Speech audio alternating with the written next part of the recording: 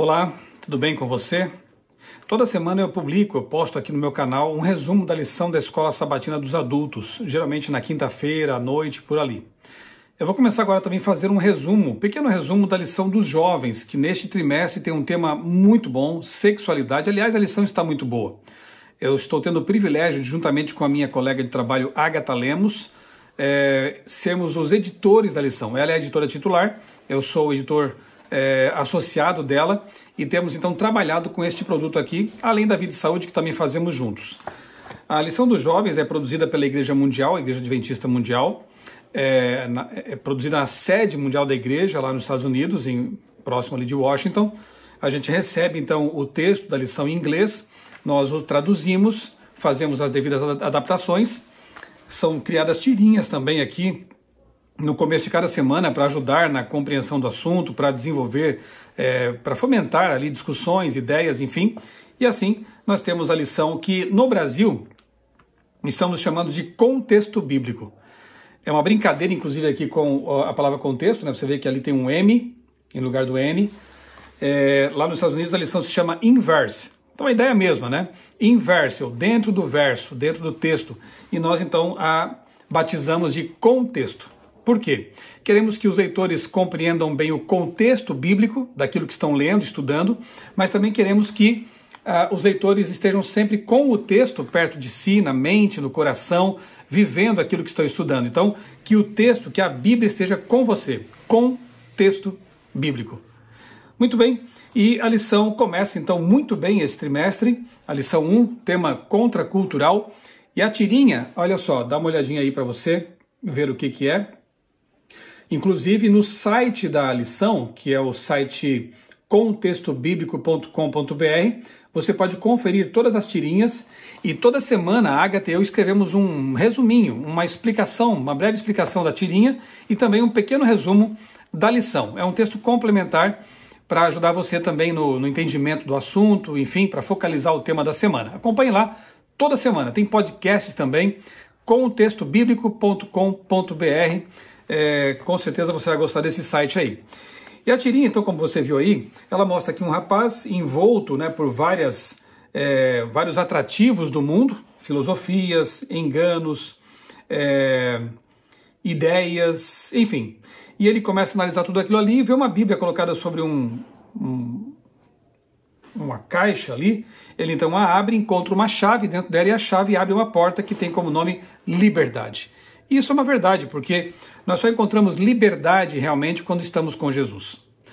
A Bíblia diz em João 8,32, conheçam a verdade, vocês conhecerão a verdade e a verdade os libertará. E essa é uma pura verdade, a verdade de que nós temos em Cristo a verdade que liberta. Então, a chave da liberdade, ela não está em ideologias, não está em ideias, em ídolos, ela está em Cristo. Está na palavra de Deus que fala de Jesus. Muito bem. Eu gosto muito de escrever, tenho já alguns livros publicados, vários livros aí na área de criacionismo, mídia, mas gosto também de escrever livros de literatura, ficção, como é o caso aqui do livro A Descoberta, que eu escrevi com meu amigo Denis Cruz. Conta a história aqui de um cientista ateu, um físico nuclear ateu, que tem espaço para uma experiência dramática na vida, repensa suas ideias, eu não vou dar muitos detalhes. Se você não conhece, eu convido você a ler esse livro, A Descoberta. Escrevi também o livro Expedição Galápagos. Eu conto aqui, em parte, as minhas andanças lá pelo arquipélago, as minhas pesquisas lá no arquipélago de Galápagos. Estive 2 vezes lá naquele arquipélago. E eu criei aqui um cenário, criei aqui um enredo, personagens, e por meio deles eu vou então contando o que existe lá e também colocando ali argumentos criacionistas ao longo da história. Tenho também uma coleção de livros paradidáticos, são 6 volumes, aqui estão 2, de história. Eu já fui professor de história e então aproveitei essa experiência para escrever livros. Aqui é uma versão em espanhol, né? Tem também em português pela Casa Publicadora Brasileira. Várias escolas usam esse material e eu me diverti muito escrevendo esses livros, criando os personagens, criando os enredos. Enfim, quando a gente cria uma história, a gente antes pensa num roteiro, pensa num script. Há bons livros para pessoas que gostam de escrever e querem aprimorar essas técnicas, né, de redação, como por exemplo esse aqui, de Robert McKee, Story, substância, estrutura, estilo e os princípios da escrita de roteiro. Ele é um roteirista de filmes, né, e passa aqui várias dicas sobre como escrever, como preparar um roteiro, enfim. E a lição dos jovens, por que eu falei tudo isso até aqui, né? Porque a lição dos jovens começa aqui na lição, no texto para domingo, que é a sessão Contexto, falando sobre scripts ou roteiros. Como eu disse, quando a gente escreve um livro ou escreve um roteiro para um filme, a gente pensa então nos caminhos que os personagens tomarão, né, os principais arcos da história, enfim. E a lição faz uma comparação bem interessante aqui com essa questão da roteirização, do roteiro, do script, perguntando, né, nos fazendo pensar em que tipo de roteiro é que está conduzindo a nossa vida. Existem vários roteiros aí pelo mundo, né, ideologias, cosmovisões, através das quais a gente orienta a vida, enxerga as coisas. Então a pergunta que a lição faz logo de cara aqui é: que roteiro está determinando a sua vida? Eu vou ler alguns trechos aqui que me chamaram a atenção e a gente então vai comentando à medida que eu for lendo aqui. Diz assim a lição de domingo: por mais onipresentes que sejam esses scripts ou esses roteiros, a Bíblia declara que todos os scripts humanos falharam, estão falhando ou estão destinados a falhar. A própria história da igreja cristã é um testemunho do fracasso em se aceitar alguns scripts bíblicos e deixar de lado outros. Embora a Bíblia já exista há bastante tempo, a plena aceitação e concretização de seu script ainda está por ser realizada. E a Bíblia revela realmente qual é o fim da história, né? Ela já dá um spoiler tremendo, mostrando lá na frente o que vai acontecer. Isso fica muito evidente na área da sexualidade, que é o tema geral aqui do trimestre, né? Em vez de compreender quais scripts sexuais a Bíblia tem a apresentar, a humanidade impôs seus próprios scripts à Bíblia, seus próprios roteiros, causando muita confusão, sofrimento e tragédia. Antes de nos aprofundarmos nos princípios sagrados de relacionamento e intimidade física, examinaremos o papel não dos scripts em si, mas das escrituras. Então, para nós cristãos, realmente a Bíblia é o roteiro por excelência. Ela é que deve servir de guia para a nossa vida em todas as áreas, em todos os aspectos, incluindo também a sexualidade. E devemos estar bem atentos para evitar que roteiros externos, que muitas vezes provém de uma ideia antropológica, humanista, evolucionista, ateísta, enfim, acabem talvez querendo se sobrepor aos roteiros que a Bíblia apresenta, ao roteiro que a Bíblia apresenta. A nossa prática deve provir de uma compreensão adequada do roteiro que Deus propõe na sua palavra. E quem melhor do que o autor cósmico, o dono do universo, o criador da vida, para realmente nos dizer que roteiro é o melhor para a nossa existência? Qual o melhor script para que vivamos de forma correta, feliz, com uma vida abundante, como prometeu Jesus? Deus, o Criador, é que sabe isso, e Ele revelou em sua palavra. A lição de segunda-feira achei muito interessante também, a forma como o autor conecta Daniel capítulo 11 com o tema da lição, sexualidade, scripts e roteiros, né? A lição de segunda-feira, a parte de segunda tem a sessão é compreenda. Cada dia tem uma sessão, uma forma de encarar o assunto. Então, segunda é compreenda, terça é comente, quarta é compare, quinta, compartilhe, um estímulo para o testemunho, do que partilhar aquilo que você aprendeu com a lição. E sexta, consenso, é um texto mais extenso de Ellen White comentando o assunto da semana. Bem, na segunda-feira, entre o rei do norte e o rei do sul. Só para lembrar que na Bíblia, em Daniel 11, o rei do norte representa Roma, Roma papal, né, a dominação religiosa então desse poder, que abraça um dualismo grego paganizado, já vou comentar isso aqui, e o rei do sul, muitos teólogos identificam esse rei do sul como sendo o ateísmo e as derivações que vieram desse pensamento, né, como o antropocentrismo, o evolucionismo, o marxismo e por aí vai. Então, o rei do norte, rei do sul. O rei do norte é um poder religioso, usurpador, de confusão, de ideias equivocadas e que persegue o povo de Deus. Rei do sul, o ateísmo, aquilo que se opõe à fé, enfim. Alguns trechos interessantes da lição de segunda-feira. Começa explicando aqui que, na verdade, o dualismo platônico, que se opõe à visão bíblica integral, ele é que apresenta essa ideia de que o corpo, por ser matéria, seria uma coisa ruim, e o espírito, essa parte etérea, né, que não existe, seria então aquilo que é bom. As consequências desse pensamento que foi adotado pela Igreja Romana, Igreja Católica, são, por exemplo, a questão do celibato. Para as autoridades eclesiásticas, para o clero, aquilo que se faz com o corpo seria pecaminoso, como o sexo, por exemplo. Então eles estabelecem uma hierarquia, colocando assim o clero acima das pessoas, do leigo, daquele que se casa, e aqueles que se casam tendo que praticar o mal necessário para a procriação, que seria o ato sexual. Nada mais errado, a gente sabe disso. A Bíblia apresenta a origem do sexo de modo totalmente diferente disso. Na verdade, a Bíblia apresenta a criação de modo diferente. Quem lê a Bíblia e se pauta por ela, quem é criacionista, sabe que Deus criou a matéria. Tudo o que existe no universo, na Terra, foi criação de Deus, é bom, inerentemente bom. Claro que aqui na Terra, por causa do pecado, coisas boas acabaram sendo maculadas e acabaram se tornando ruins também. Mas, inicialmente, Deus cria a matéria, o pensamento, tudo que existe vem das mãos de Deus, portanto, é bom. E Deus diz na criação que tudo que ele estava fazendo era bom, bom, bom. Quando cria o ser humano, ele diz que é muito bom, e depois ele diz para o ser humano, Adão e Eva, para crescerem e se multiplicarem, procriarem. E depois temos livros como Cantares na Bíblia, veremos isso ao longo da lição, e outros textos bíblicos falando sobre a sexualidade de uma perspectiva pura, correta, sob a ótica do Criador. Então, essa visão dualista grega, pagã, ela acaba contaminando o pensamento religioso. E aí surgem ideias como a de que o pecado original seria o sexo, sendo que Deus mandou que Adão e Eva tivessem relações sexuais antes do pecado, portanto, não faz sentido pensar no pecado original, nesse tal de pecado original, como sendo o sexo, né? E a lição diz mais assim que o mundo físico foi associado ao mal, e o corpo existe no mundo físico, portanto o corpo seria então mal, e já vimos que não. O corpo é templo do Espírito Santo.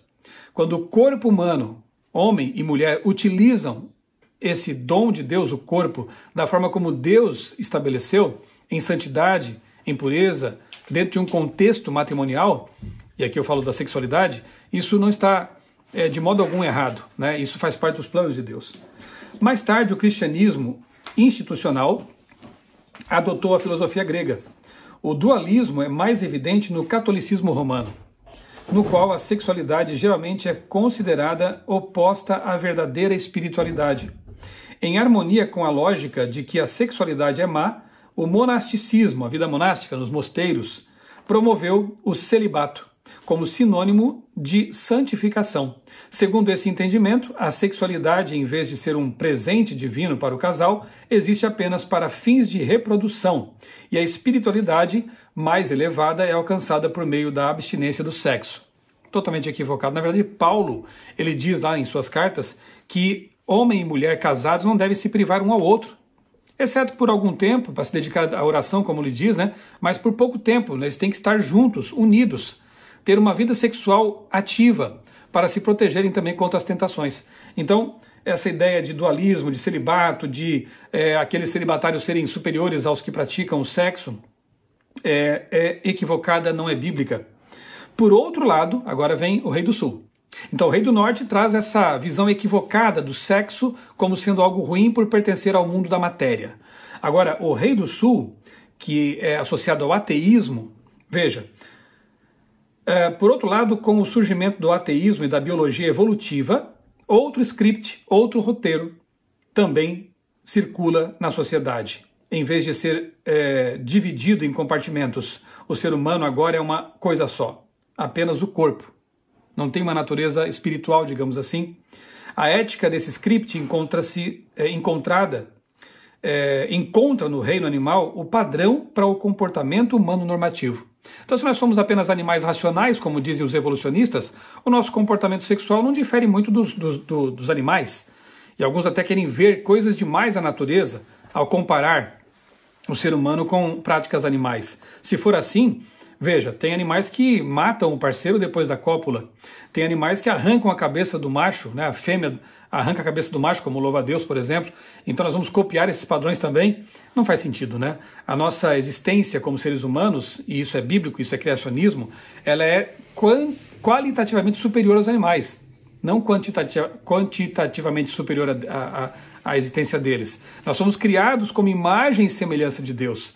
Adão e Eva eram a imagem e semelhança de Deus. Nós não somos animais racionais e, portanto, tudo que nós fazemos tem um sentido diferente. É claro que tem o aspecto hormonal, o aspecto instintivo, o aspecto fisiológico, biológico, químico, enfim, mas a nossa moralidade, a nossa intelectualidade devem estar acima de tudo isso, reger essas coisas. Diz mais aqui a lição que, de acordo com esses dois scripts, do Rei do Norte e do Rei do Sul, de uma religiosidade que distorce o sexo e de um comportamento evolucionista que torna o ser humano apenas um animal, regido por leis naturais, regido por instintos.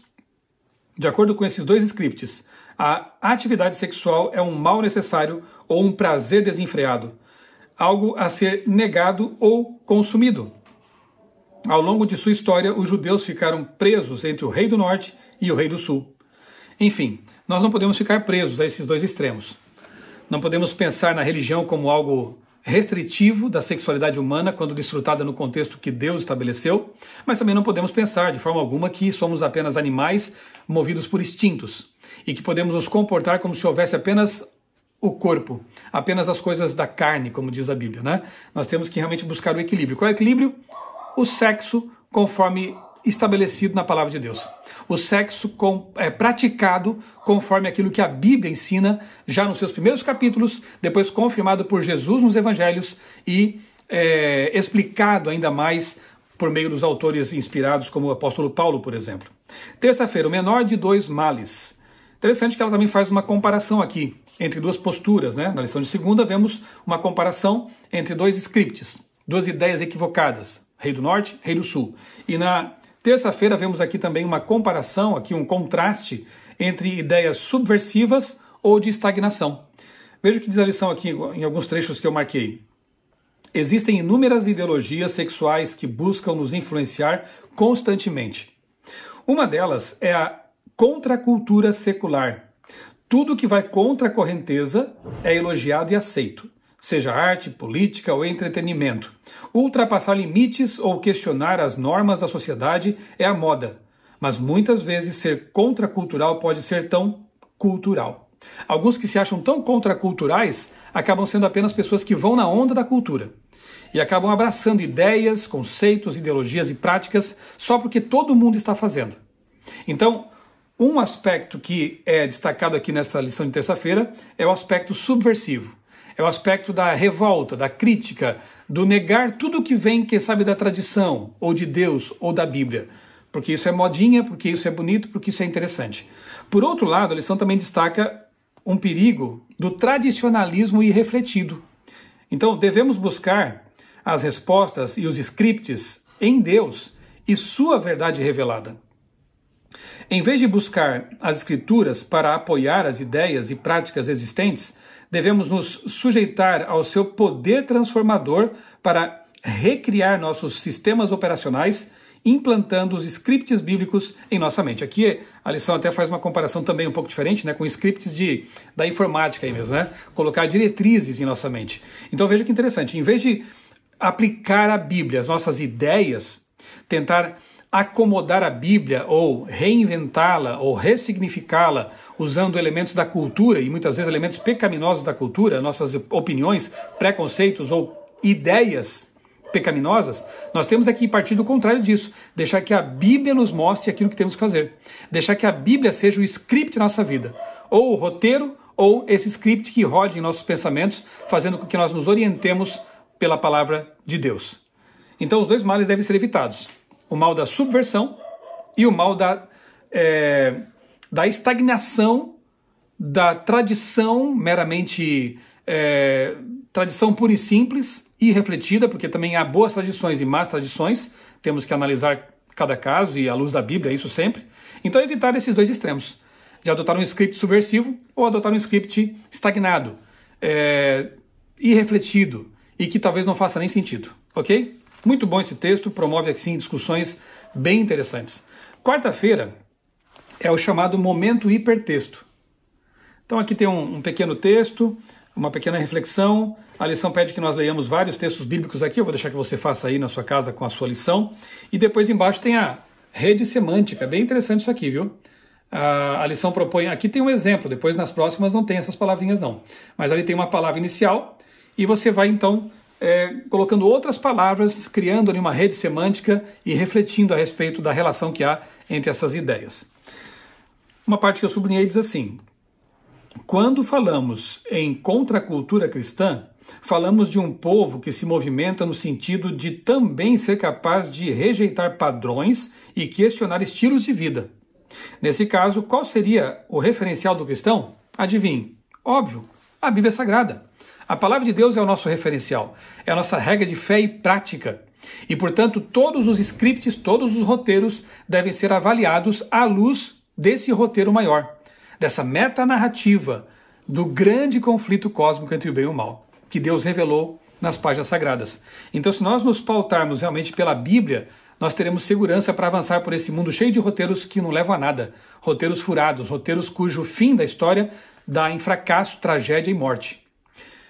Na lição de quinta-feira, Jesus, o contracultural. Olha que interessante, eu vou ler aqui mais uns trechinhos. Jesus não veio ensinar uma mensagem com o objetivo de sermos sempre aceitos, mas veio trazer uma visão de mundo abrangente e incompatível com a mentalidade do mundo. Jesus não veio para mudar os sistemas sociais pelo mero amor de causar mudança social. Da mesma forma, ele não era um eremita que buscava afastar seus seguidores do convívio social. Nem uma coisa, nem outra. Ele veio para viver os princípios, ou scripts, os roteiros das Escrituras, que forneceram uma estrutura abrangente de princípios e valores que levariam seus seguidores a lidar com todas as formas de injustiça, desigualdade e imoralidade, independentemente de serem populares, modernas ou culturais. E termina assim a lição dizendo que os debates sociais sobre sexualidade são mais do que discussões sobre sociologia, ética ou religião. A pergunta que eles respondem é: quem a humanidade reconhece como tendo autoridade soberana e direitos como o seu Criador, Redentor e Deus? Por que fazer parte de uma causa local quando você pode fazer parte de um movimento galáctico que apela ao seu senso de justiça, preenche suas necessidades de misericórdia e satisfaz seus anseios social, mental, emocional, físico e espiritual? Boa reflexão, não é verdade? Jesus não veio estabelecer uma religião meramente social, óbvio que a gente se preocupa com isso, mas também não veio estabelecer uma religião ascética, de ficar trancado no local, num mosteiro ali, não conviver com as pessoas. Nós precisamos, mais uma vez, do equilíbrio entre as duas coisas. Uma religião que seja realmente de comunhão com Deus, de busca por alinhar nossa vida com a vontade dele em sua palavra, mas também uma religião que se preocupa, obviamente, com o semelhante e que naturalmente, porque isso brota de um coração transformado, naturalmente vai atender às suas necessidades, enfim. Isso a lição também nos propõe aqui como reflexão. Mas o fato é que, se for para ser contracultural por seguir Jesus, que assim sejamos. Nós não estamos aqui para seguir as modas, os modismos, as tendências do mundo, quando elas forem realmente contrárias à vontade de Deus. Mas quando estiverem de acordo com a palavra de Deus, tudo bem, não há problemas. Então, o script maior é a Bíblia Sagrada. E a lição de sexta-feira, Consenso, que é um texto de Ellen White aqui, que você possa ler isso em casa, são 2 páginas, uma boa reflexão também.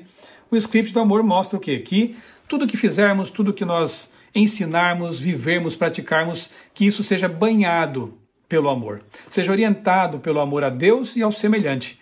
E amar a Deus envolve obedecer a Deus. Jesus disse: se me amais, guardareis os meus mandamentos. Então, quando obedecemos a Deus, quando alinhamos nossa vida com o roteiro celestial, com o script do céu, nós estamos também amando o nosso Deus. E quando nós respeitamos o semelhante, querendo o bem dele, respeitando, tratando-o como um ser criado por Deus, digno desse respeito também, nós estamos amando o semelhante. Então, amor não é só sentimento, amor é o que o amor faz. O amor se expressa. E a expressão desse amor envolve também o respeito ao nosso Deus, obedecendo, e o respeito ao próximo em relação às suas necessidades, em relação àquilo que pensamos dele e também o que fazemos em relação a ele. Que Deus nos ajude realmente a ser contraculturais, no sentido de, se precisar, ir contra a maré de ideias erradas, de práticas erradas, para que nós possamos realmente viver aquilo que Deus propõe para nós. E pode ter certeza, como traz aqui a tirinha inicial, alguns podem pensar que seguir a Deus e a sua palavra é uma escravidão, é uma privação. Não, é o contrário. A chave é a chave da liberdade. Quando nós seguimos a palavra de Deus, você vai descobrir isso quando fizer isso. Se estiver fazendo isso, sabe do que eu estou falando. Quando nós realmente seguimos a palavra de Deus, nós encontramos a liberdade. A liberdade para ser feliz, a liberdade para desfrutar dos prazeres que Deus criou num contexto de pureza, de não mais peso na consciência, mas desfrutar mesmo das delícias da vida, como Deus estabeleceu. Porque Ele é o Criador, Ele sabe o que é melhor para nós em todas as áreas. Então, use essa chave. Essa chave é a palavra de Deus, o grande roteiro. Vamos orar? Amado Deus, bondoso Pai, muito obrigado, Senhor, por essa lição da Escola Sabatina dos Jovens.